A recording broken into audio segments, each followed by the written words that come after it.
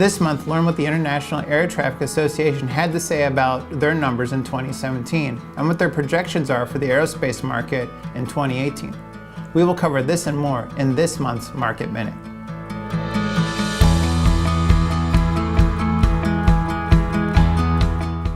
According to the IATA, freight traffic increased by 9.3% and passenger traffic increased by 7.5% in 2017. Both of these growth rates were more than twice as fast as worldwide GDP. According to the IMF, 2018 and 2019 worldwide GDP growth are expected to be 3.9%.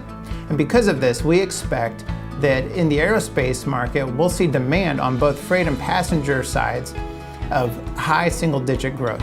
Growth in e-commerce worldwide will play a very significant role in the coming years.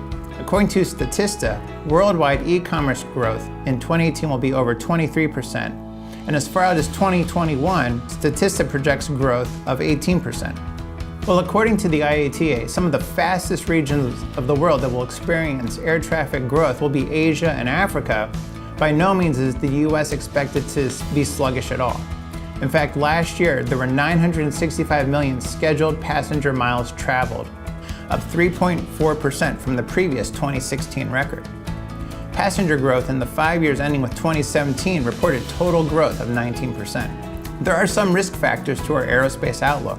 The two biggest are simply trade and tariff protections.